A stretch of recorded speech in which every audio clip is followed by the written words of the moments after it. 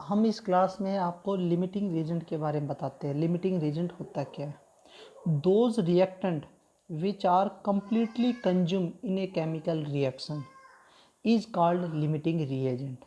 वो रिएक्टेंट जो रिएक्शन में कंप्लीट कन्वर्ट हो जाता है, वो रिएक्टेंट जो रिएक्शन में कंप्लीट कंज्यूम हो जाता है या कंप्लीट कन्वर्ट हो जाता है प्रोडक्ट में, तो उसी को हम क्या बोलते हैं? Limiting reagent.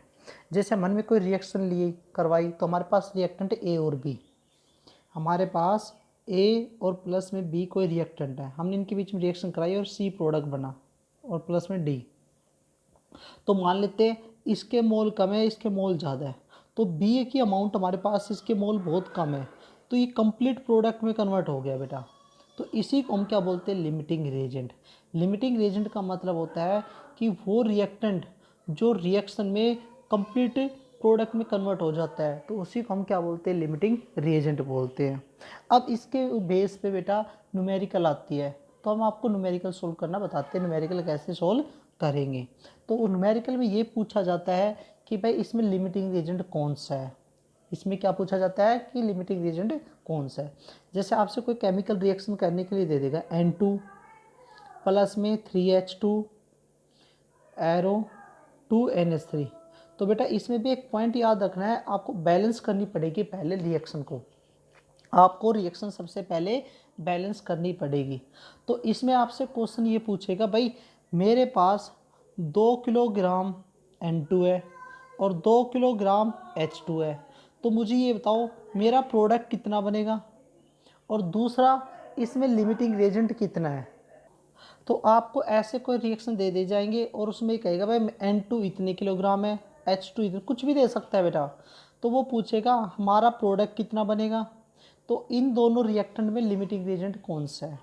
तो सबसे पहले बेटा इसको क्या करोगे? ग्राम में कन्वर्ट कर लेना। 2 किलोग्राम को हमने क्या कर दिया? ग्राम में कन्वर्ट कर दिया। ग्राम में कन्वर्ट करने के बाद इसके मोल निकाल लो। सबसे पहले स्टेप करो वो मोल, गिवन मास अपॉन में एटॉमिक मास। तो गिवन मास हमारे पास है 2000, एटॉमिक मास डिवाइड कर दिया। इसका भी गिवन मास हमारे पास है, इसको डिवाइड कर दिया। तो ये हमारे पास मोल आ गए। क्या आ गए? मोल आ गए बेटा। क्लियर? तो आपने मोल तक निकाल लिया। अब आप निकालो इसकी अमाउंट पहले। तो आप याद देखोगे, जब इसमें कोई से निकाल सकते हो, इससे भी और इससे भी, कोई फर्क नहीं पड़ेगा आपसे। वैसे तो बेटा लिमिटिंग रीजेंट के बेस पे निकालना चाहिए हमें।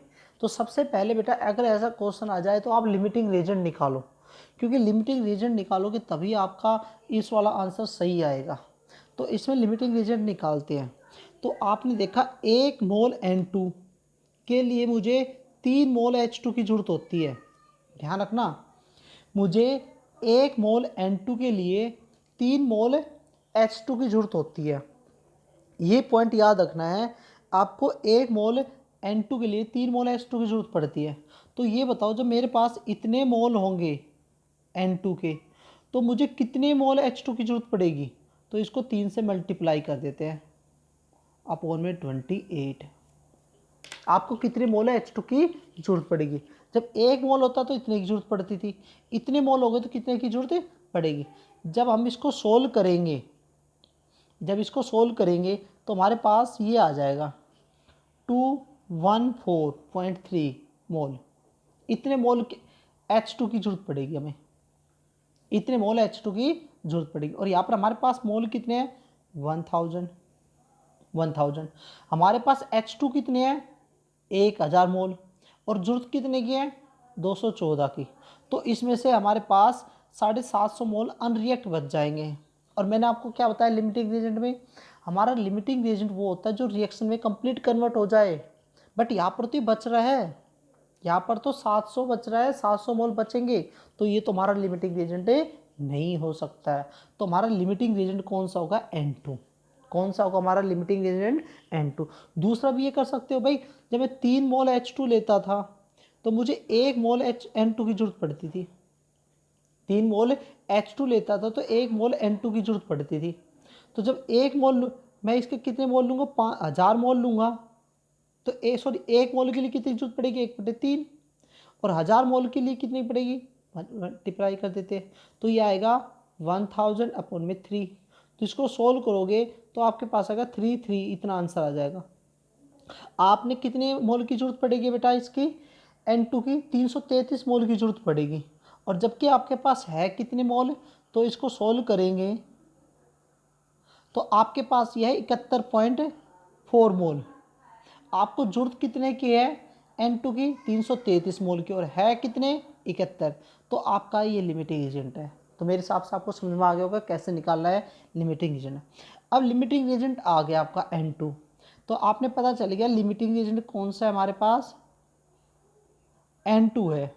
तो आप इसके अमाउंट निकालेंगे, वो निकालेंगे लिमिटिंग एजेंट बेटा। क्यों, अब आप सोचोगे सर ऐसा क्यों, इसके बेस पे भी निकाल सकते हैं इसके अमाउंट, क्योंकि हम स्टोमेट्रिक कैलकुलेशन पढ़ चुके, हम इसके बेस पे बता सकते हैं इसके नहीं बेटा। ऑलवेज लिमिटिंग एजेंट के बेस पे ही बताओगे हमारा प्रोडक्ट कितना बनेगा, क्योंकि देखो जो कम अमाउंट है ना वही प्रोडक्ट में कंप्लीट रिएक्शन में पार्ट लेगा।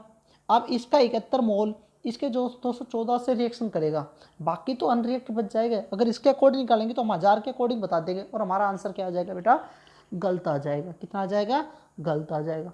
तो ये आगे सुने, तो आप यहाँ पर देखोगे 1 मोल N2 के लिए लेते हैं तो हमें क्या बनता है, 2 मोल अमोनिया बनता है।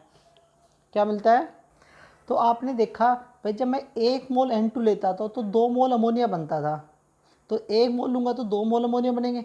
बट मेरे पास कितने मोल है, 71.4 है, तो कितने बनेंगे, इसको 2 से मल्टीप्लाई कर देंगे 71.4 को, तो मेरे पास आ जाएगा बन के 214।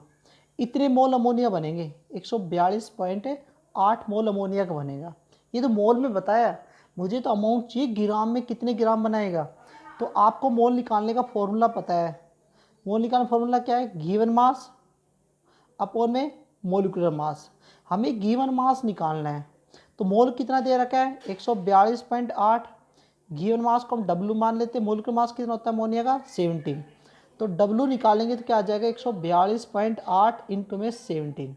तो इसको सोल्व करेंगे, जब इसको सोल्व करेंगे तो हमारे पास आ जाएगा 142.8 इंटू में 17, तो हमारे पास आ जाएगा 2427.6 ग्राम। तो आप देखो हमारे पास अमोनिया का अमाउंट कितनी आएगी, 2427.6 ग्राम आंसर आएगा हमारे पास। इतना किलोग्राम में कन्वर्ट करोगे तो 1000 से डिवाइड कर दोगे, 1000 से क्या कर दोगे, डिवाइड करोगे, किलोग्राम में 2.4 किलोग्राम आ जाएगा। तो इससे आपको पता चल गया कि हम लिमिटिंग एजेंट कैसे निकालते हैं और साथ में हमें प्रोडक्ट की अमाउंट कितनी बनेगी। तो आपने देखा इसमें दोनों का यूज़ हो गया, लिमिटिंग एजेंट का भी और हमारे पास स्टोइकोमेट्रिक कैलकुलेशन का भी।